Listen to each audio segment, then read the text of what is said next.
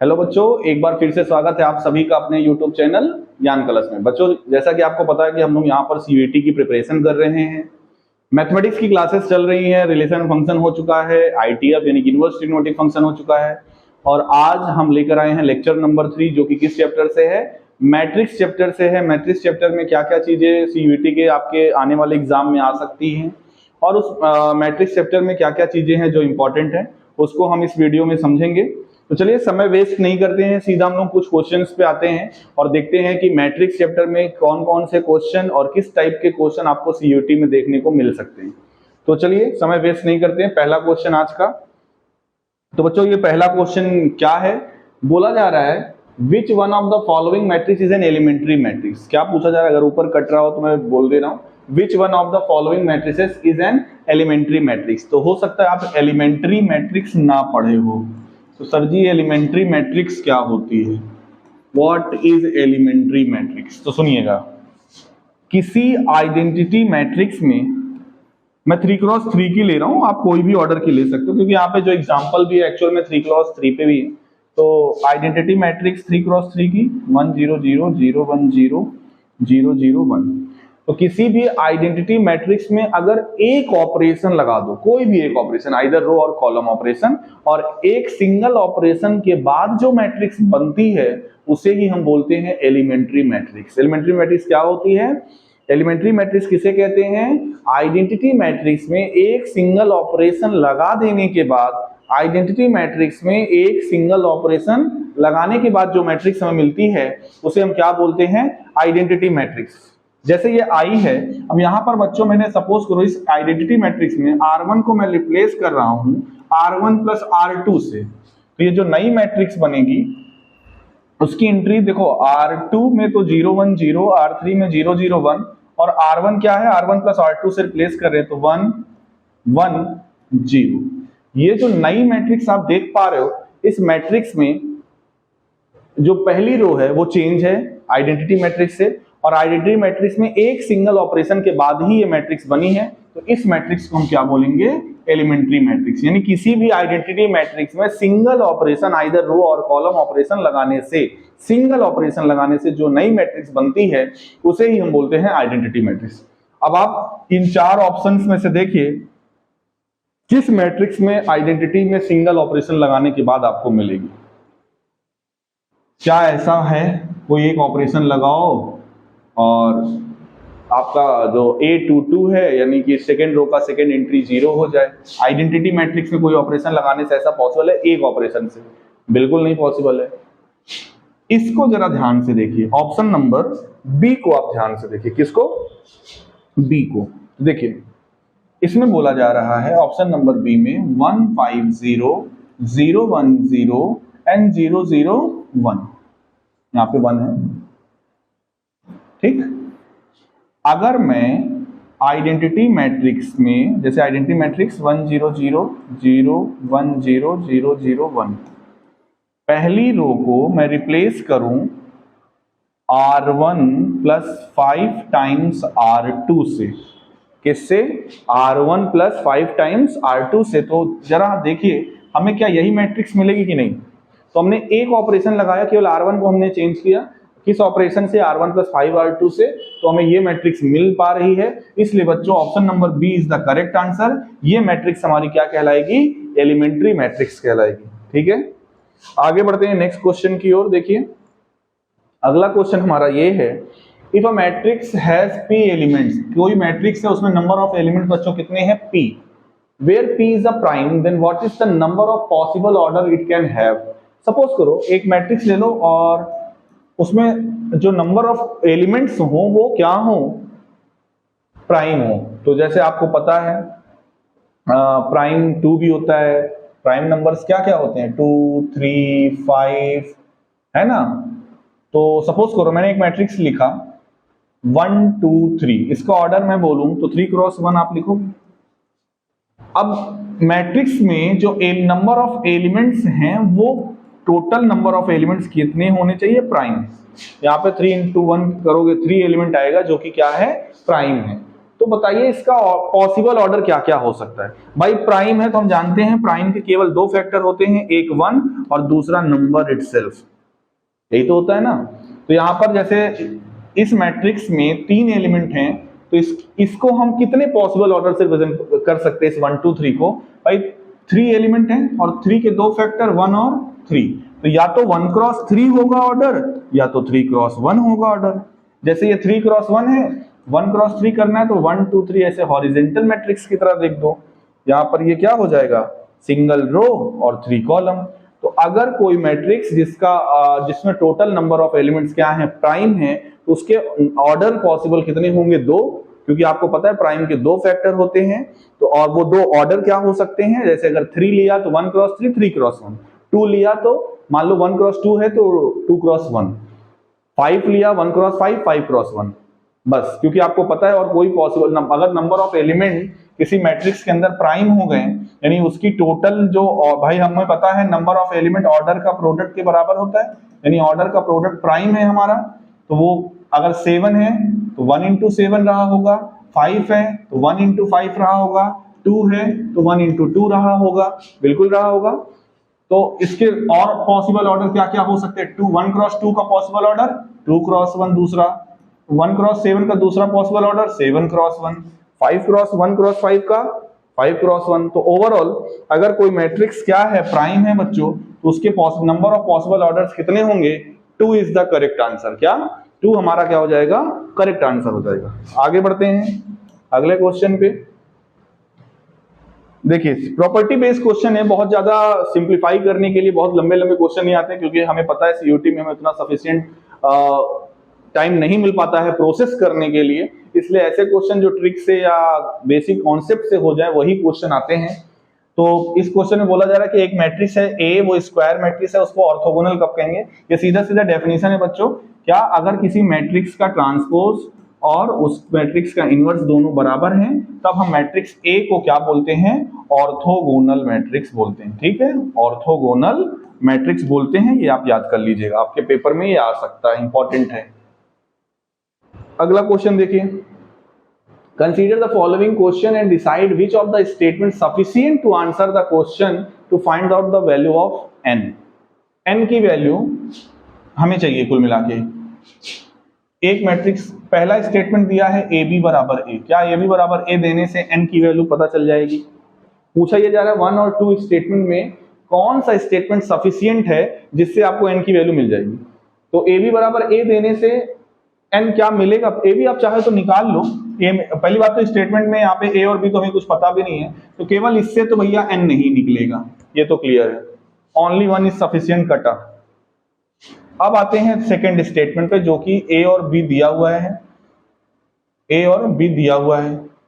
केवल ए और बी के देने से, केवल ए और बी के देने से क्या एन आ जाए। भाई ए और बी अलग अलग दिया है ना 2 क्रॉस 2 की मैट्रिक्स, इनके बीच में ए और बी के बीच में क्या रिलेशन क्या है, कुछ दिया नहीं है, तो हम एन की वैल्यू क्या फाइंड आउट कर सकते हैं। हाँ, अगर ए इक्वल्स टू बी दे देता तो एन इक्वल्स टू 1 हम बोल देते, बिल्कुल सेकंड पॉसिबिलिटी थी, सेकंड कंडीशन सफिशिएंट होती, लेकिन ए और बी के बीच में यहाँ पे कोई रिलेशन नहीं दिया हुआ है, तो इसलिए सेकंड कंडीशन भी सफिशिएंट नहीं है। आइदर 1 और 2 बिल्कुल नहीं। 1 और 2 क्या मिलके सफिशिएंट हो सकते हैं, नहीं हो सकते हैं। आप देख लो, हालांकि ऑप्शन में भी नहीं है, फिलहाल आप ऑप्शन नंबर डी मार के चले आओगे, both 1 and 2 are not sufficient. ना तो अकेला 1 सफिशिएंट है, ना अकेला 2 सफिशिएंट है।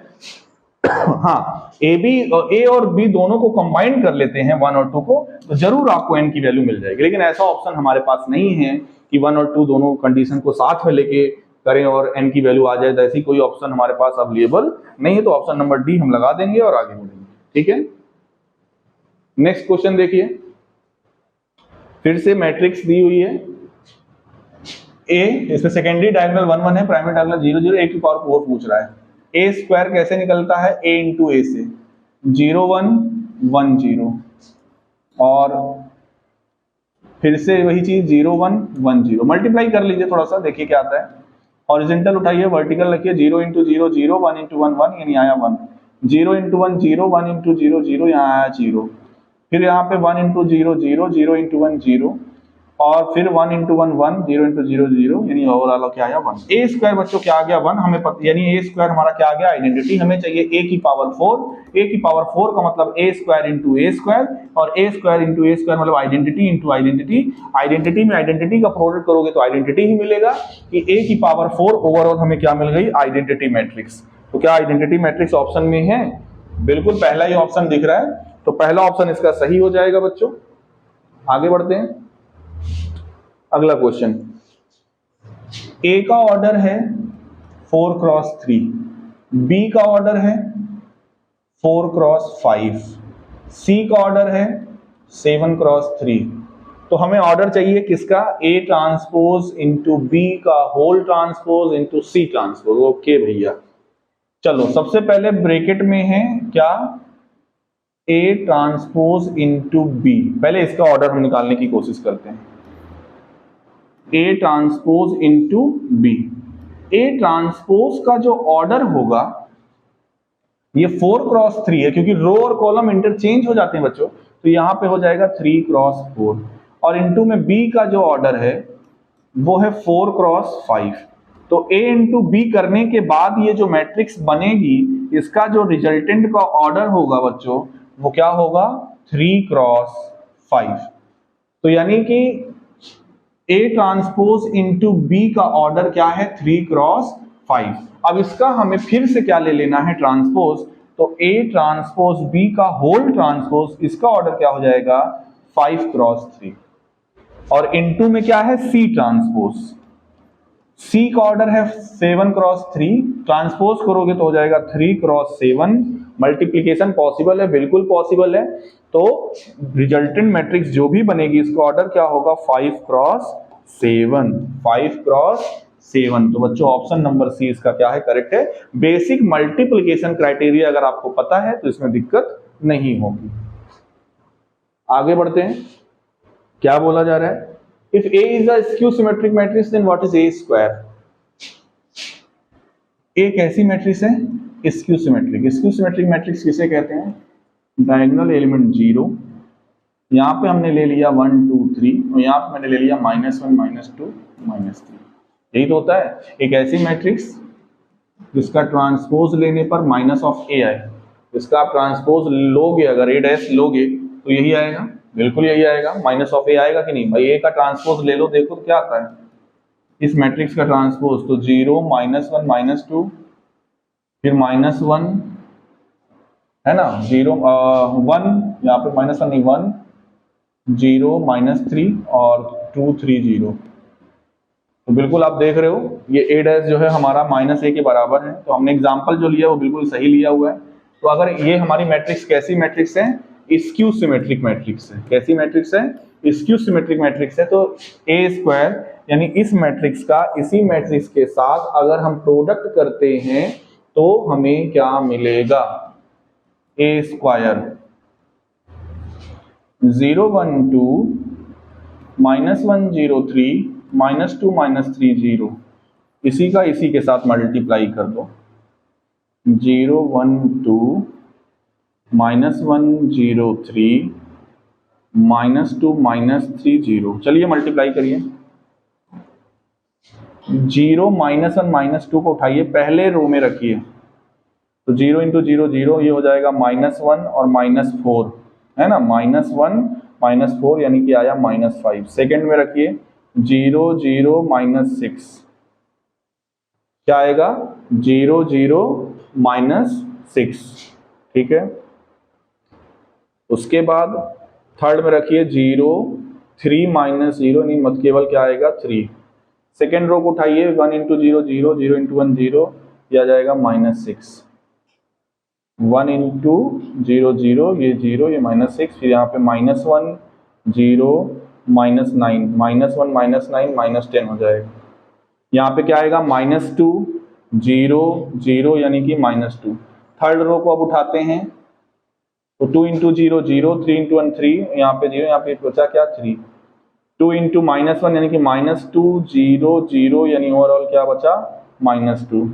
-4 -9 -13, -4 9 माइनस 13, ये तो 0 जाएगा। बच्चों ये आ गया ए स्क्वायर।